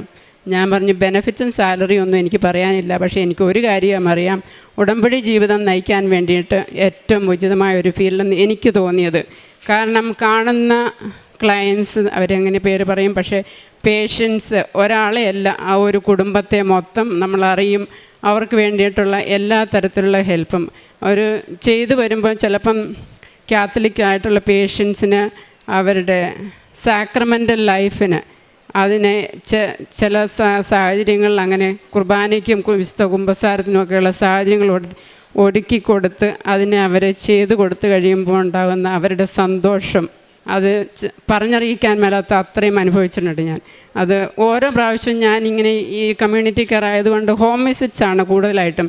അങ്ങനെ പോകുമ്പോൾ എൻ്റെ കയ്യിലുള്ള ഉടമ്പടി നേർച്ച വസ്തുക്കൾ, ഉടമ്പടി തൈലം, ഉടമ്പടി ഉപ്പ്, തേൻ പേഷ്യൻസിൻ്റെ ആവശ്യമനുസരിച്ച് ഞാൻ ഉപയോഗിക്കാറുണ്ട്. അവരോട് പറയാറുമുണ്ട്. ഞാനപ്പോൾ ഇത് കൊടുത്ത് കുരിശ് വരച്ചിട്ടാണ് ഓരോരുത്തർക്കും ചെയ്യുമ്പോൾ കൊടുക്കാറുള്ളത്. എന്തെങ്കിലും പ്രതിസന്ധി ഘട്ടങ്ങൾ കെയർ ചെയ്യുന്ന സമയത്ത് വരുവാണെങ്കിൽ ഞാൻ ആദ്യം എടുക്കുന്നത് ഉടമ്പടി തൈലം എടുത്ത് ഞാൻ തന്നെ എന്നെ കുരിശ് വരച്ച് പ്ലസ് ചെയ്തിട്ടാണ് എല്ലാ ദിവസവും വീട്ടിൽ പോകുന്നത്. ആദ്യം ആ വ്യക്തിക്ക് കൊടുക്കും, പിന്നെ ഈ ഉപ്പ് കൊടുക്കുമെന്ന് പറഞ്ഞാൽ അവർക്ക് വായിൽ കൂടെ എടുക്കാവുന്നവരാണെങ്കിൽ കൊടുക്കും. അങ്ങനെ തന്നെ പേഷ്യൻസിന് ഞാൻ പ്രത്യക്ഷീകരണ പ്രാർത്ഥന പ്രിൻ്റ് ഔട്ട് എടുത്ത് അവരവർക്ക് മനസ്സിലാകുന്ന ലാംഗ്വേജിൽ അത് ട്രാൻസ്ലേറ്റ് ചെയ്യും. ഞാൻ ട്രാൻസ്ലേറ്റ് ചെയ്യുന്നതല്ല, ഗൂഗിൾ ട്രാൻസ്ലേഷനിലാണത്. പക്ഷേ ഞാൻ ഇംഗ്ലീഷിലും അവർക്ക് മനസ്സിലാകാൻ വേണ്ടിയിട്ടും അവരുടെ ഓൺ ലാംഗ്വേജിലുമായിട്ട് ട്രാൻസ്ലേറ്റ് ചെയ്ത് രണ്ടും കൊടുക്കാറുണ്ട്. കാരണം ചിലരെന്നോട് അങ്ങനെ ചോദിച്ചിട്ടുണ്ട്, നീ ഈ തരുന്നത് അങ്ങനെയും കൂടെ തരാമോ എന്ന് ചോദിച്ചിട്ട്. അത് ഞാൻ മോർ ദാൻ 2 years സ്ഥിരമായിട്ട് പ്രാർത്ഥിക്കുന്ന 1-2 ഫാമിലീസ് ഉണ്ട്. അങ്ങനെ അവർ അത് ചെയ്യുമ്പോൾ ഞാൻ തന്നെ ഓർക്കും, ഞാൻ ഇടയ്ക്കെങ്ങാനും വിട്ടുപോയാൽ പോലും ഈ ഒരു 82 വയസ്സായ ഈ മനുഷ്യൻ ഇപ്പോഴും ഇതെല്ലാ ദിവസവും ചോദിച്ച് മേടിച്ച് പ്രാർത്ഥിക്കുന്നെന്ന്. അവർക്ക് ഇതിനെപ്പറ്റി യാതൊന്നും അറിയില്ല. ഞാൻ പറഞ്ഞു കൊടുത്തിട്ടുള്ളത് മാത്രമേ അവർക്ക് അറിയത്തുള്ളൂ. കൃപാസന മാതാവും അല്ലാതെ ഈ പ്രത്യക്ഷീകരണവുമൊക്കെ അതിൻ്റെ എല്ലാ അനുഗ്രഹങ്ങളും അവരുടെ കുടുംബത്തിലും കാണാറുണ്ട്. അവരുടെ ഫാമിലി മെമ്പേഴ്സ് ഇത് കണ്ടിട്ട് എന്നോട് ചോദിച്ചിട്ടുണ്ട്. കാരണം അവരോട് നമ്മൾ കൊടുക്കുമ്പോൾ കുറച്ചുകൂടെ ലിമിറ്റ് ചെയ്ത കാര്യങ്ങൾ സംസാരിക്കാൻ പറ്റുള്ളൂ. പക്ഷേ ഫാമിലി മെമ്പേഴ്സ് അവരുടെ തന്നെ ഫാമിലിയിലുള്ള ഈ വ്യക്തിയുടെ ഇമ്പ്രൂവ്മെൻറ്റ് കണ്ടിട്ട് അല്ലെങ്കിൽ അവരുടെ കണ്ടീഷൻ ചേഞ്ച് കണ്ടിട്ട് എന്നോട് പല പ്രാവശ്യം ചോദിച്ചിട്ടുണ്ട്, നിൻ്റെ കയ്യിൽ ആ ബ്ലെസ്ഡ് ഓയിലുണ്ടോ, എനിക്കൂടെ ഒന്ന് തരാമോ. ചിലപ്പം ചില ഇഞ്ചുറി വന്നു കഴിഞ്ഞ് കഴിയുമ്പം അവർ അൺഎക്സ്പെക്റ്റഡായിട്ട് വന്ന സമയത്ത് അവർക്കൊരു പേടിയാണ്, എന്തുമാണ് ഇനി ഡോക്ടറെ അടുക്ക പോയി പറയാൻ പോകുന്നതെന്ന്. അങ്ങനെ ഒന്നല്ല പല പ്രാവശ്യം അവരെന്നോട് വന്ന് കാരണം ഞാൻ അങ്ങോട്ട് ഇനിഷ്യേറ്റ് ചെയ്യേണ്ടെന്ന് വെച്ചിരുന്നു. പക്ഷേ അവരെന്നോട് ചോദിച്ചിട്ടുണ്ട്, എനിക്ക് ആ ഓയിലൊന്ന് തന്ന് നീ പ്രാർത്ഥിക്കാവോ എന്ന്. അങ്ങനെ അവർക്ക് തന്നെ പോസിറ്റീവ് എക്സ്പീരിയൻസ് ഉണ്ടായിട്ടുണ്ട്. ഉടമ്പടി തൈലം പുരട്ടി പോയി ഡോക്ടറെ കണ്ട് തിരിച്ചു വന്നു കഴിഞ്ഞിട്ട് നത്തിങ് നെഗറ്റീവ്, ഓൾ പോസിറ്റീവ് എന്ന് പറഞ്ഞ് തിരിച്ചു വന്നത് സന്തോഷകരമായിട്ട് വന്നതും ഉള്ള ഒരു വലിയ അനുഗ്രഹമായിട്ടാണ് ഞാൻ കാണുന്നത്. ആത്മീയ ജീവിതത്തിൽ ഉടമ്പടിയിലായത് അന്ന് മുതൽ വിശുദ്ധ കുർബാനയിലുള്ള നിരന്തരമായ പങ്കുചേരൽ, അത് ഓരോ ഉടമ്പടി പുതുക്കലിലും ആത്മീയമായി പടിപടിയായിട്ട് ഉയർത്തുകയാണ് ചെയ്തിരിക്കുന്നത്. ഉയർത്തുക എന്ന് പറഞ്ഞു കഴിഞ്ഞാൽ അച്ഛൻ ധ്യാനത്തിൽ നമ്മൾക്ക് പറഞ്ഞു തരാറുള്ളത് പോലെ, if you are sincere God will be serious. അത് ഞാൻ എൻ്റെ ജീവിതത്തിൽ ഒത്തിരി അനുഭവിച്ചറിഞ്ഞ് തുടർന്നുകൊണ്ടിരിക്കുന്നതാണ്. അതുകൊണ്ട് ഞാൻ ആരോടെങ്കിലും ഉടമ്പടി എടുക്കുന്നവരോ പുതുക്കുന്നവരോ ഉടമ്പടി മുടക്കിയവരോടോ പറയാറുള്ള ഒരു കാര്യം, എൻ്റെ അനുഭവം വെച്ച് ഞാൻ പറയുന്നത്, ഒരുങ്ങി വിശുദ്ധ കുമ്പസാരം കുർബാന നമ്മളെ തന്നെ ഒരുക്കി ഉടമ്പടി പുതുക്കുമ്പോൾ ദൈവം 10 മടങ്ങായിട്ട് ഉയർത്തി നമ്മളെ ആത്മീയമായി ഉയർത്തിയ ഉടമ്പടിയിലോട്ട് നയിക്കും. ഞാൻ ഈ 3 മാസം മുമ്പേ ഇവിടെ വന്നത് സാക്ഷ്യം പറയാനായിട്ടാണ് വന്നത്. സാക്ഷ്യം പറയാനായിട്ടുള്ള അന്ന് നടന്നില്ല. കാരണം ഇവരുടെ വിവാഹം ഇന്നലെയാണ് നടന്നത്. ഇതും ഈ സാക്ഷ്യവുമായിട്ടുള്ള ഒന്നിച്ചുള്ളതായത് കാരണം അത് കഴിഞ്ഞിട്ട് മതിയെന്ന് വെച്ചാണ് അന്ന് പറയാതിരുന്നത്. അന്ന് വന്നപ്പോൾ ഇതുപോലെ തന്നെ ഞങ്ങൾ 2 പേരും കൂടെയാണ് ഉടമ്പടി പുതുക്കിയത്. ഒരേ ഇതിലാണ് പ്രദക്ഷിണം പോയത്. ഞാനപ്പോൾ പ്രാർത്ഥിച്ചത്, മാതാവിനെ വഹിക്കാനുള്ള ഒരു കൃപ അല്ലെങ്കിൽ ഒരു അനുഗ്രഹം ഇവൾക്ക് കൊടുക്കണമെന്നാണ് ഞാൻ പ്രാർത്ഥിച്ചത്. അന്ന് കിട്ടിയത് എനിക്കാണ്. പക്ഷേ ഞാനത് ഇവൾക്ക് വേണ്ടിയിട്ടാണ് ചോദിച്ചിരുന്നത്. അത് അവൾക്കുള്ള സ്ഥിരീകരണവും അവൾക്കുള്ള ഒരു പുതിയ ജീവിതത്തിൻ്റെ ഇതുമായിട്ട് ഞാൻ അവരോട് പറഞ്ഞു. അവളുടെ മദറും അത് വിറ്റ്നസ് ചെയ്തതാണെന്ന്. ഈ പ്രേക്ഷിത പ്രവർത്തനത്തിൻ്റെ കൂടെ പറയുന്നത്, ഉടമ്പടി എടുത്തിട്ട് മുടക്കി പിന്നീട് അതെന്ത് ചെയ്യണമെന്നോ അല്ലെ എങ്ങനെ അതിനെ ക്യാരി ഓൺ ചെയ്യണമെന്നോ, ഇനി ഒരു 90 ദിവസം കഴിഞ്ഞിട്ട് ഇനി ഒന്നുകൂടി എന്തെങ്കിലും ചെയ്യണോ അതോ അതോടുകൂടി നിർത്തി, ഇങ്ങനെയൊക്കെ ഒത്തിരി സംശയത്തിലൊരിക്കുന്ന. കഴിഞ്ഞ പ്രാവശ്യം വന്ന് ജാനുവരിയിലാണ് ഞാൻ പുതുക്കിയിട്ട് പോയത്. ഇപ്പോൾ പിന്നെയും വന്നത് ഈ സാക്ഷ്യം പറയാൻ വേണ്ടിയിട്ടും ഇവരുടെ ഈ വിവാഹം കഴിഞ്ഞ് സാക്ഷ്യം ഇന്നലെ വിവാഹം കഴിഞ്ഞു, ഇന്ന് സാക്ഷ്യം പറയാൻ വേണ്ടിയിട്ടും കൂടിയായിട്ട് വന്നത്. ഞാൻ എല്ലാവരോടും പറയുന്നത്, എപ്പോഴാണേലും ഉടമ്പടി തുടങ്ങിയിട്ടുണ്ടെന്നുണ്ടെങ്കിൽ മുടക്കം കൂടാതെ അത് സ്ഥിരതയോടെ നിന്ന് പുതുക്കണ സമയത്ത് പുതുക്കാനായിട്ട് നിങ്ങൾ എന്ന് ഒരുങ്ങുന്നോ നിങ്ങളെ തന്നെ ശുദ്ധീകരിക്കുന്ന നിങ്ങളുടെ ഇടയിൽ അത്ഭുതങ്ങൾ സംഭവിക്കും എന്ന് പറഞ്ഞത് വളരെ എൻ്റെ ജീവിതത്തിൽ വളരെയധികം അനുഭവിച്ചുള്ള വ്യക്തിയാണ്. അത് ഞാൻ എല്ലാവർക്കും പറഞ്ഞു കൊടുക്കാറുണ്ട്.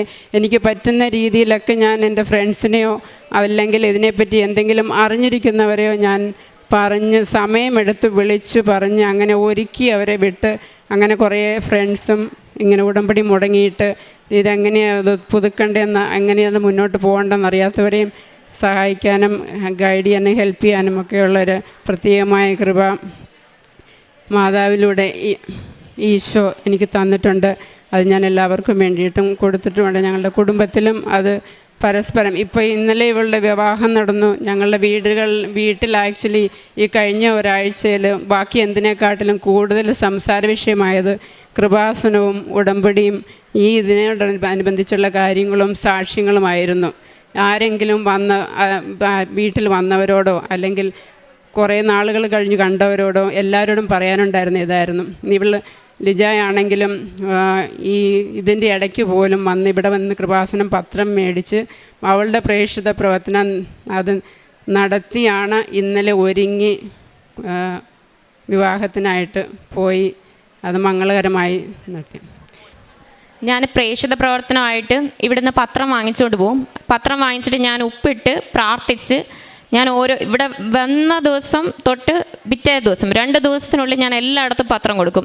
പത്രം കൊടുക്കുന്ന വെച്ചാൽ ഞാൻ എല്ലാവരോടും പറഞ്ഞാണ് പത്രം കൊടുക്കുന്നത്. വായിക്കത്തില്ല എന്ന് പറഞ്ഞാൽ ഞാൻ പറയും, ചേച്ചി ഒന്ന് വായിച്ച് നോക്കിയിട്ട് വേണ്ടെങ്കിൽ ഞാൻ തിരിച്ച് വാങ്ങിച്ചോളാം. കളയാനാണെങ്കിൽ കളയാൻ ഞാൻ തരത്തില്ല. കടയിൽ കൊടുക്കുമ്പോൾ ഞാൻ പറയും, സാധനം പൊതിയാനാണെങ്കിലും ഞാൻ തരത്തില്ല. വായിക്കണം, ഇത് വിശുദ്ധിയുള്ളൊരു വസ്തുവാണ്. ഞാൻ അങ്ങനെ അത്രയും കാര്യമായിട്ട് അത് കരുതുന്നത്. അപ്പം ഞാൻ അതും മറ്റുള്ളവരൊന്നും അത് ഞാൻ അങ്ങനെ ചോദിക്കും. ഇല്ലെന്നുണ്ടെങ്കിൽ ഞാൻ അങ്ങനെ പത്രം കൊടുക്കും. വായിക്കുന്നില്ലെങ്കിൽ ഞാൻ തിരിച്ചിങ്ങ് വാങ്ങിക്കും. എന്നിട്ട് ഞാൻ പറയും, ഇത് ഒരുപാട് പേർക്ക് പത്രം ചോദിച്ച് വാങ്ങിക്കുന്നവരുണ്ട് എൻ്റെ കയ്യിൽ നിന്ന്. അപ്പോൾ അങ്ങനെയുള്ളവർക്ക് ഒരാൾക്ക് കിട്ടാതെ പോകും. അതുകൊണ്ടാണ്. പിന്നെ എൻ്റെ ജോലി കിട്ടിയതെന്ന് പറഞ്ഞാൽ not by merit but by his grace, only his grace. കാരണം മാർക്കുണ്ട് പറഞ്ഞിട്ട് കാര്യമില്ല, ജോലി കിട്ടിയില്ല. അപ്പോൾ ഈ പത്രമൊക്കെ മേടിച്ച് ഞാൻ ഓരോ വീട്ടിലൊക്കെ ചെല്ലുമ്പം അവരവരുടെ അനുഭവങ്ങൾ നമ്മളോട് പറയും. അപ്പം നമുക്കും ഉടമ്പടി ജീവിതം എങ്ങനെ നയിക്കാമെന്നുള്ളത് അവരുടെ രീതിയിലും പറഞ്ഞു തരും. പ്രായമായവരുടെ അടുത്ത് ചെല്ലുമ്പോൾ ചിലർക്കൊക്കെ ഇത്തിരി ബുദ്ധിമുട്ടുണ്ട് ഇതൊക്കെ വായിക്കാൻ. ചിലരോടൊക്കെ ഞാൻ ഇതിലെ സാക്ഷ്യം അങ്ങോട്ട് പറയും. ഞാൻ കേട്ടത് അവർക്ക് ഉപകരിക്കുന്ന രീതിയിലുള്ളത് ഞാൻ അങ്ങോട്ട് പറയും. ഞാൻ ചില നേരത്തൊക്കെ 1 മണിക്കൂറോളം ഒരു വീട്ടിലൊക്കെ നിന്നിട്ടുണ്ട് ഇത് സാക്ഷ്യം പറഞ്ഞ് ഈ പത്രം കൊടുക്കുന്നതിന് വേണ്ടി. പിന്നെ എൻ്റെ കല്യാണക്കാര്യമാണെങ്കിലും ഞാൻ എന്തെങ്കിലും ഒരു കല്യാണത്തിന് വേണ്ടി ഒരു കാര്യം ചെയ്യാൻ പോകുന്നതിന് മുന്നേ വീടിൻ്റെ മുന്നിൽ നീലത്തിരി തെളിച്ച് ഞാൻ പ്രത്യക്ഷീകരണ പ്രാർത്ഥന ചൊല്ലി ചെല്ലുന്ന ഏത് സ്ഥലത്താണെങ്കിലും, അതിപ്പം ഡ്രസ്സ് എടുക്കാനാണെങ്കിലും എന്തെടുക്കാനാണെങ്കിലും ഞാൻ ഇച്ചിരി ഉപ്പിട്ട് പ്രാർത്ഥിച്ചിട്ടേ ഞാൻ ആ കാര്യത്തിന് പോകാറുള്ളൂ. ആ കാര്യങ്ങളൊന്നും മുടക്കം വന്നിട്ടുമില്ല. അതൊരു പ്രത്യേക പവറാണ്. എന്ത് ചെയ്താലും പ്രാർത്ഥിച്ച് മാതാവിൻ്റെ അടുത്ത് സമർപ്പിച്ച്. ഞാനിപ്പം വിവാഹത്തിന് ഒരുങ്ങുന്നതിന് മുന്നേ ഞാൻ ആൻറ്റിയോട് പറഞ്ഞു, അതിന് മുന്നേ പോയി നമുക്കൊന്ന് ഉടമ്പടി പുതുക്കിയിട്ട് ഞാൻ ജീവിതത്തിലോട്ട് കയറാനാണ് എനിക്കിഷ്ടം. അപ്പം ഞാൻ ഇവിടെ വന്നു ഉടമ്പടി പുതുക്കി പത്രം ഞാൻ ഒരു 3 കെട്ട് മേടിച്ച് ഞാൻ എല്ലായിടത്തും കൊടുത്തു. ഞാൻ ക്ലിനിക്കിൽ പോയാൽ അവിടെയും കൊടുക്കും. അവിടെ വരുന്ന പേഷ്യൻസിനോട് സംസാരിക്കും. കാശ് രൂപം കാണുമ്പോഴേ എന്നോട് ചോദിക്കും ഉടമ്പടി എടുത്തതാണോ. അപ്പം ഞാനൊന്ന് അവരോട് സംസാരിക്കും. ഞാൻ പ്രാർത്ഥിച്ചിട്ടേ എല്ലാ പേഷ്യൻസിനെയും തൊടാറുള്ളൂ. എനിക്ക് വലിയ കോൺഫിഡൻസ് ഉള്ള ആളൊന്നുമല്ല എല്ലാം ചെയ്യാം, എല്ലാം പെർഫെക്റ്റ് ആണെന്നുള്ളത്. പക്ഷെ ഞാൻ പ്രാർത്ഥിച്ചിട്ടേ ഏതെങ്കിലും ഒരു പേഷ്യൻറ്റിനെ തൊടത്തുള്ളൂ. ഞാൻ ചെയ്തുകൊണ്ടിരിക്കുമ്പോൾ ഒന്നില്ല എത്രയും തെള്ള മാതാവേ, അല്ലെ അവരുടെ കാര്യങ്ങൾ ചിലരെന്നോട് ചോദിക്കുക. അല്ലെന്നുണ്ടെങ്കിൽ ഞാൻ എത്രയും തെള്ള മാതാവയോ വിശ്വാസ പ്രമാണമൊക്കെ ചൊല്ലിയാണ് ഞാൻ ഓരോ പേഷ്യൻസിനെ ചെയ്യുന്നത്. കാരണം ഞാൻ മൂലം ഒരാൾ എൻ്റെ അടുത്ത് വരുന്നത് അതെനിക്ക് ഒരാളെ ശുശ്രൂഷിക്കാൻ കിട്ടുന്ന അവസരമാണ്. അതുകൊണ്ട് പിന്നെ കാരുണ്യ പ്രവൃത്തിയായിട്ടെന്ന് പറഞ്ഞാൽ ഞാൻ മെൻ്റലി ചലഞ്ചഡ് ആയിട്ടുള്ള ഒരു സെൻറ്ററിൽ ഇങ്ങനെ ഒരു നിശ്ചിത തുക വെച്ച് കൊടുക്കാറുണ്ട്. അതെന്ന് പറഞ്ഞാൽ ആദ്യമൊക്കെ ഞാൻ വിചാരിക്കും പൈസ ഉണ്ടെങ്കിലല്ലേ സഹായിക്കാൻ പറ്റൂ. അങ്ങനെയല്ല, നമുക്ക് ഉള്ളതിൽ നിന്ന് കൊടുക്കണം എന്ന അച്ഛൻ ഒരു ഉടമ്പടി ധ്യാനത്തിൽ എന്ന് പറയുന്നത്. എല്ലാം കെട്ടിയിട്ട് എല്ലാവർക്കും കൊടുക്കാമെന്നൊന്നും നടക്കത്തില്ല. പിന്നെ ഈ പത്രം കൊടുക്കാനായിട്ടാണെങ്കിലും എനിക്ക് ആദ്യം കുറച്ച് ബുദ്ധിമുട്ടുണ്ടായിരുന്നു എൻ്റെ വീടിൻ്റെ അടുത്ത് കൊടുക്കാൻ. കാരണം ഡോക്ടറാണല്ലോ, എങ്ങനെ ഇതൊക്കെ കൊണ്ട് കൊടുക്കുന്നതെന്ന് വിചാരിക്കും. അപ്പം ഞാനെപ്പോഴും ദൂരയാത്ര കഴിയുമ്പോഴാണ്, എവിടെയെങ്കിലുമൊക്കെ പോകുമ്പോൾ ഞാനിങ്ങനെ പരിചയമില്ലാത്തവർക്കൊക്കെ കൊടുക്കും, അങ്ങനെ സംസാരിക്കും എന്നുള്ളത്. അത് കഴിഞ്ഞ് അച്ഛൻ ഒരു ഉടമ്പടി ധ്യാനത്തിൽ പറഞ്ഞു, സ്റ്റാറ്റസ് എന്നതൊരു ഡീമെറിറ്റാണ്, അതൊന്ന് ഡീഗ്രേഡ് ചെയ്താൽ നിങ്ങളെ അപ്ഗ്രേഡ് ചെയ്യും ദൈവമെന്ന്. അപ്പം ഞാൻ പിറ്റേ ആ ധ്യാനം കഴിഞ്ഞു വരുന്ന പത്രം മേടിക്കാൻ വന്ന ടൈം തൊട്ട് ഞാൻ ആദ്യം വീടിനായുള്ള അയൽവാസികളെ, നോൺ ക്രിസ്ത്യൻസ് അങ്ങനെയുള്ളിടത്ത് ചെന്ന് പത്രം കൊടുക്കും. അപ്പോൾ അവർക്ക് ഞാനൊരാൾ ഡോക്ടർ വന്ന് കൊടുക്കുന്നു എന്ന് പറയുമ്പോഴേ അത്ഭുതമാണ്. അപ്പം പിന്നെ എല്ലാ തവണ വരുമ്പോഴും എന്നോട് പറയും, കൊച്ചു പത്രം വാങ്ങിക്കാൻ പോയില്ലേ, ഞങ്ങൾക്കും കൂടെ പത്രം വാങ്ങിച്ചുകൊണ്ട് വരാം. ഞാൻ ചിലപ്പോൾ ഒരു കെട്ടൊക്കെ വാങ്ങിച്ച്, ചില നോൺ ക്രിസ്ത്യൻസ് ഒക്കെ എൻ്റെ അടുത്ത് വന്ന് ചോദിക്കും, മോനെ ഒരു കെട്ട് പത്രം വാങ്ങിച്ചുകൊണ്ട് വരാമോ, ഞങ്ങൾക്ക് കുറച്ച് പേർക്ക് കൊടുക്കാൻ വേണ്ടിയാന്നൊക്കെ പറയും. അതൊക്കെ ചിലരൊക്കെ ഞാൻ പത്രം വാങ്ങിക്കുമ്പോൾ അപ്പം തന്നെ ഇരുന്ന് വായിക്കുന്നവരുണ്ട്. ചിലരെന്നോട് പറയും, ഇത് മൊത്തം വായിച്ചില്ല ഒരു സമാധാനം വരത്തില്ലെന്ന് പറയും. അപ്പം അങ്ങനെയാണ് എൻ്റെ പ്രേക്ഷിത പ്രവർത്തനവും കാരുണ്യ പ്രവർത്തികളും ഒക്കെ. പിന്നെ വസ്ത്രമില്ലാത്തവർക്ക് വസ്ത്രം കൊടുക്കുക, എന്തെങ്കിലും ആവശ്യമായിട്ട് വന്നാൽ ഞാൻ നോ പറയാറില്ല ആരോടും. എന്നെക്കൊണ്ട് ചെയ്യാവുന്നതാണെങ്കിൽ മാക്സിമം ചെയ്തു കൊടുക്കുന്നതായിരിക്കും. അമ്മയുടെ പ്രത്യക്ഷീകരണത്തിൻ്റെ സാക്ഷിയാക്കി എന്നെയും എൻ്റെ കുടുംബത്തെയും ഈ അൾത്താരയിൽ ഉയർത്തിയതിന് 1000 നന്ദി. ആത്മീയ ജീവിതം എന്ന് പറഞ്ഞാൽ ഞാൻ എല്ലാ ദിവസവും വിശുദ്ധ കുർബാനയിൽ പങ്കെടുത്തിട്ടാണ് ജോലിക്ക് പോകുന്നത്. വിശുദ്ധ കുർബാനയിൽ ഞാൻ അന്ന് എൻ്റെ ഫ്രണ്ടിൽ വരുന്ന എല്ലാ പേഷ്യൻസിനെയും ഞാൻ മുന്നിൽ സമർപ്പിച്ചിട്ട്, അന്നത്തെ ദിവസം മുഴുവൻ സമർപ്പിച്ചിട്ടാണ് ഞാൻ കുർബാന സ്ഥാപനത്തിൻ്റെ സമയത്ത് പ്രാർത്ഥിച്ച് ഒരുങ്ങിയാണ് ഞാൻ എല്ലാ ദിവസവും ജോലിക്ക് പോകാറുള്ളത്. പിന്നെ ഞാൻ സാക്ഷ്യങ്ങളെന്ന് പറഞ്ഞാൽ, സാക്ഷ്യം ഞാൻ അങ്ങോട്ട് പോകുമ്പോഴും ഇങ്ങോട്ട് പോകുമ്പോഴും എൻ്റെ ബസ് യാത്രയാണ്. അപ്പം ഞാൻ ആ സമയത്തൊക്കെ സാക്ഷ്യങ്ങൾ ഇരുന്ന് കേൾക്കാറുണ്ട്. ഞാൻ ഒരു തവണ ഓർക്കുന്നുണ്ട്, ജോലി കഴിഞ്ഞ് തിരിച്ചു വരുമ്പം ഒരു സാക്ഷ്യം കേട്ട് വരികയായിരുന്നു. അപ്പോൾ എൻ്റെ അടുത്തിരുന്ന ഒരു അമ്മച്ചി വന്നിട്ട് ചോദിച്ചു, മോനെ ഇത് എന്നെ കൂടെ ഒന്ന് കേൾപ്പിക്കാവോ, ഞാൻ ഈ പത്രമൊക്കെ വായിച്ചിട്ടുണ്ട്, എനിക്ക് ഈ മൊബൈലൊന്നും ചെയ്യാൻ അറിയത്തില്ല. അപ്പം ഞാൻ എൻ്റെ ഒരു ഹെഡ്സെറ്റ് അമ്മച്ചിയുടെ അടുത്ത് കൊടുത്തു. എൻ്റെ വീടെത്തുന്നവരെ അമ്മച്ചി അവിടെ എല്ലാം ഇറങ്ങാനുള്ളത്. അമ്മച്ചി അതിന് മുന്നേ എങ്ങാണ്ട് ഇറങ്ങി. അമ്മച്ചി എന്നോട് പറഞ്ഞാൽ അങ്ങാണ്ട് ഇറങ്ങാനുള്ളത്. പക്ഷേ ഞാൻ ഇറങ്ങുന്ന സ്റ്റോപ്പിന് തൊട്ട് മുന്നേ വരെ അമ്മച്ചി ഇരുന്ന സാക്ഷിയൊക്കെ കേട്ട്, അത് കഴിഞ്ഞിട്ട് അമ്മച്ചി ഇറങ്ങുന്നതിന് മുന്നേ ഒരു 2 മിനിറ്റ് മുന്നേ എന്നെ എന്നിട്ട് പറഞ്ഞു, അടുത്ത സ്റ്റോപ്പിൽ ഞാൻ ഇറങ്ങുക, മോളെ ദൈവം അനുഗ്രഹിക്കട്ടെ എന്ന് പറഞ്ഞു തലേ കൈവച്ചു. ഞാൻ ഒരു പത്രവും കൂടെ അമ്മച്ചിക്ക് കൊടുത്തു. അമ്മച്ചി ഒന്ന് നോക്കി ചിരിച്ചിട്ട് പറഞ്ഞു, അമ്മയുടെ അടുത്ത് ചെല്ലുമ്പം എൻ്റെ കാര്യം കൂടെ ഒന്ന് പറയണം, അമ്മയുടെ പേരൊന്നും എന്നോട് പറഞ്ഞില്ല, എൻ്റെ കാര്യം കൂടെ ഒന്ന് പറഞ്ഞേക്കണം, മോൾ എന്ത് കാര്യമാണെങ്കിലും പ്രാർത്ഥിച്ചാലും സാധിച്ചോളൂ എന്ന് പറഞ്ഞു. അത് കഴിഞ്ഞ് അമ്മച്ചി പോയി. അങ്ങനെയുള്ള ഒരുപാട് അനുഭവങ്ങളുണ്ട്. ഞാനിപ്പോൾ ചിലയിടത്തൊക്കെ ചെല്ലുമ്പം ഉടമ്പടി തൈലം എടുത്ത് രോഗികൾക്കൊക്കെ നെറ്റി കുരിശ് വരച്ച് കിട്ടുമ്പോൾ ചിലരൊക്കെ പറയും, നല്ല ആശ്വാസം, മോനൊന്ന് പ്രാർത്ഥിക്കണം. അതൊന്നും എന്നെക്കൊണ്ട് എനിക്ക് ചിന്തിക്കത്ത് പോലുമില്ല, ഞാൻ ഒരാൾ പ്രാർത്ഥിച്ചാൽ ശരിയാവുമോ എന്നൊക്കെ ഞാൻ ആദ്യമായിട്ട് കേൾക്കുക. അപ്പം ഉടമ്പടി ജീവിതം നയിക്കാൻ തുടങ്ങിയപ്പോൾ തൊട്ടാണ് എനിക്ക് ഇതുപോലുള്ള അനുഭവങ്ങൾ വന്നത്. ഇനിയും മുന്നോട്ട് ഉടമ്പടി ജീവിതം ജീവിക്കാനുള്ള കൃപ തരണമേ എന്ന പ്രാർത്ഥന മാത്രമേ ഉള്ളൂ. കർത്താവ് ദൈവമായുള്ള ജനവും അവിടുന്ന് തനിക്ക് വേണ്ടി തിരഞ്ഞെടുത്ത ജനവും ഭാഗ്യമുള്ളവരാണ്. സങ്കീർത്തനം 33:12 വചനമാണ്. ദൈവത്തെ സ്വന്തം ദൈവമായി സ്വീകരിക്കാനും ദൈവം തൻ്റെ സ്വന്തം ജനമായി തിരഞ്ഞെടുക്കുവാനുമുള്ള യഥാർത്ഥ വ്യക്തികളാണ് ഭാഗ്യവാന്മാർ. ഒരുപക്ഷേ ഇന്നത്തെ ഈ ഭാഗ്യവാന്മാർ ഉടമ്പടി മക്കളാണ്. കാരണം മരിയൻ ഉടമ്പടിയിൽ നാം ദൈവത്തെ സ്വന്തം ദൈവമായി പ്രഖ്യാപിക്കുകയും ദൈവം നമ്മളെ സ്വന്തം ജനമായി തിരഞ്ഞെടുക്കുകയുമാണ് ചെയ്യുന്നത്.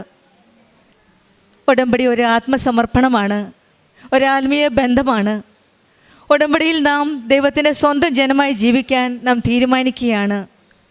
പ്രശ്നങ്ങൾ വന്നാലും ബുദ്ധിമുട്ടുകൾ വന്നാലും എൻ്റെ ദൈവം എൻ്റെ കൂടെയുണ്ട് എന്നുള്ളൊരു ഉറച്ച വിശ്വാസമാണ് ഉടമ്പടി മക്കളുടെ ജീവിതത്തിലുള്ളത്.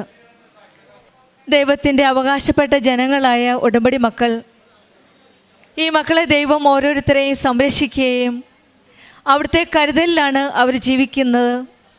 അവിടുത്തെ അനുഗ്രഹം അനുഭവിക്കുന്നവരാണ് ഉടമ്പടി മക്കൾ. ദൈവാനുഭവത്തിൻ്റെ ഒരു വലിയ സാക്ഷ്യമാണ് doctor Lija Maria and her aunty Maria Jacob നമ്മളോട് സാക്ഷ്യപ്പെടുത്തിയത്. ഡോക്ടർ ലിജ മരിയ പറഞ്ഞതുപോലെ ആദ്യമൊക്കെ ഉടമ്പടി പത്രം കൊടുക്കുവാനായിട്ട് ബുദ്ധിമുട്ടുണ്ടായിരുന്നു. കാരണം സ്റ്റാറ്റസ് നോക്കുമായിരുന്നു. പിന്നീട് ബഹുമാനപ്പെട്ട ജോസഫ് അച്ഛൻ്റെ ടോക്കിൽ കേട്ട പ്രകാരം സ്റ്റാറ്റസ് നോക്കുമ്പോൾ ഉടമ്പടി ഒരു ഡീമെറിറ്റ് ആവുമെന്നുള്ള ഒരു ഇൻസ്പിറേഷൻ വന്നപ്പോൾ എല്ലാം മറന്ന് പ്രേക്ഷിത പ്രവർത്തനമാണ് മുന്നോട്ടെടുത്തത്. പിന്നീട് ഡോക്ടർ പറഞ്ഞത് ഡോക്ടറിന് എല്ലാ മെറിറ്റും ഉണ്ട്, എല്ലാ സർട്ടിഫിക്കറ്റും ഉണ്ട്, പക്ഷെങ്കിൽ ജോലി കിട്ടുന്നില്ലായിരുന്നു. ജോലി ഒരു നിയോഗമായി സമർപ്പിച്ചതിൻ്റെ ഫലമായിട്ടും പ്രത്യക്ഷീകരണ പ്രാർത്ഥന ചൊല്ലി, വിശ്വാസ പ്രമാണം ചൊല്ലി, ഉടമ്പടി വസ്തുക്കൾ ഉപയോഗിച്ച് ഇൻ്റർവ്യൂവിന് പോയതിൻ്റെ ഫലമായിട്ട് ഡിസംബർ 7-ാം തീയതി പരിശുദ്ധമ്മ പ്രത്യക്ഷപ്പെട്ട ദിവസം തന്നെ ഡോക്ടറിന് ഒരു നല്ല ജോലി കിട്ടി ഈശോയും അമ്മയും അനുഗ്രഹിക്കുകയാണ് ചെയ്തത്. ഇവിടെ ഡോക്ടർ പറഞ്ഞതുപോലെ not by merit but by grace. കാരണം എൻ്റെ സർട്ടിഫിക്കറ്റ് എല്ലാം ഉണ്ടായിരുന്നു, പല പ്രാവശ്യം ഞാൻ ഇൻ്റർവ്യൂവിന് പോയിരുന്നു, പക്ഷെങ്കിൽ ഉടമ്പടി എടുത്തതിന് ശേഷം എനിക്ക് ഈ ജോലി കിട്ടിയെങ്കിൽ അത് ഈശോയുടെയും അമ്മയുടെയും ഒരു ഗ്രേസ് ആയിട്ടാണ്. Not by merit but by grace എന്നാണ് ഡോക്ടർ സാക്ഷ്യപ്പെടുത്തുന്നത്. അതുപോലെ തന്നെയാണ് ആൻറ്റിയുടെ ജോലിയും.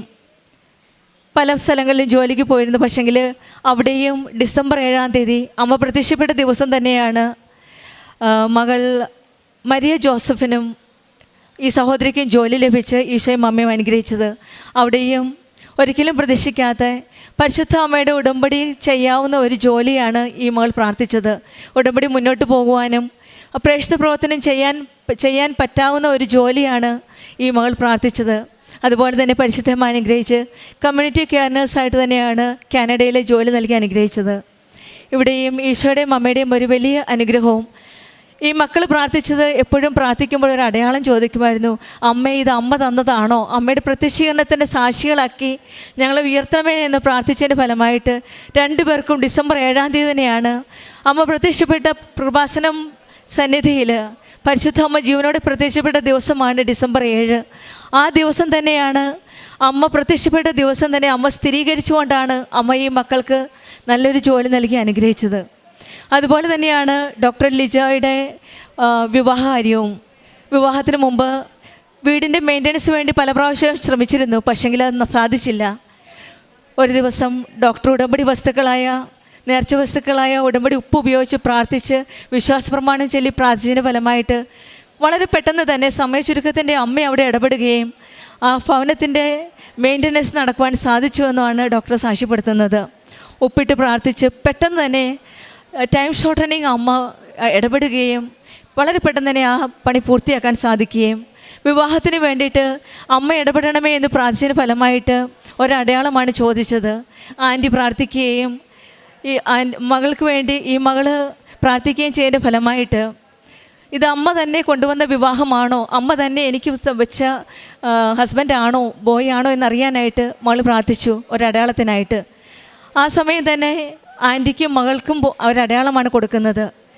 ഈ മകന് സോജൻ അന്ന് ഇട്ടിരുന്ന ഡ്രസ്സ് ബ്ലൂ ആയിരുന്നു. അപ്പോൾ മകൾക്ക് കൺവിൻസായി ഇത് അമ്മയുടെ ഒരു ഇടപെടലുണ്ട് എന്ന്. ആ മകൾ ആഗ്രഹിച്ച ആ അടയാളം തന്നെയാണ് അമ്മ കൊടുത്തത്. അതുപോലെ തന്നെയാണ് ആൻറ്റി അങ്ങനെ പ്രാർത്ഥിച്ചത്.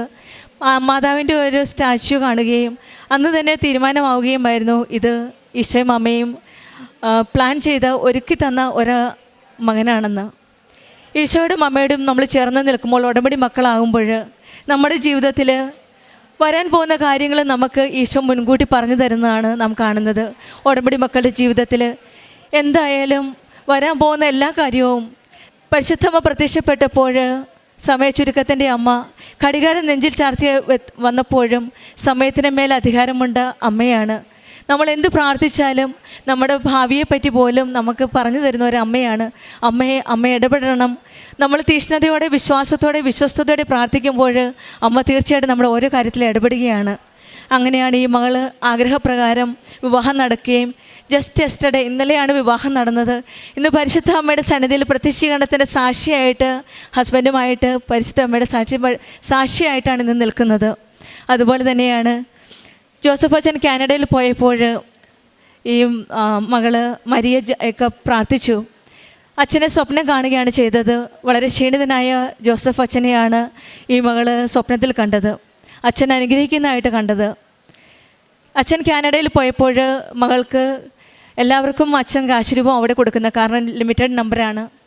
അവിടെ കൊടുത്തപ്പോൾ കാശുരൂപം എങ്ങനെയോ മിസ്സായിപ്പോയി, കിട്ടിയില്ല. വീണ്ടും ഈ മകൾക്ക് എന്താ തീരുമാനിച്ച് എനിക്ക് കാശുരൂപമില്ല, ഞാൻ തിരിച്ചു പോകില്ല എന്ന്. അങ്ങനെ ആ സമയോചിതമായിട്ട് ഈശോയുടെ അമ്മയുടെ ഇടപെടലിലൂടെ അച്ഛനെ കാണുവാനും അച്ഛൻ ഒരു സോറി പറഞ്ഞപ്പോൾ ഈ ആൾക്ക് ഒത്തിരി ഫീൽ ചെയ്യുകയും കാശ് രൂപ ലഭിക്കുകയും ചെയ്തു. അപ്പോഴാണ് അച്ഛൻ്റെ മുഖത്ത് കണ്ട ആ ഭാവം. 3 ദിവസത്തെ ധ്യാനത്തിന് അച്ഛൻ ക്ഷീണിതനായിരുന്നു.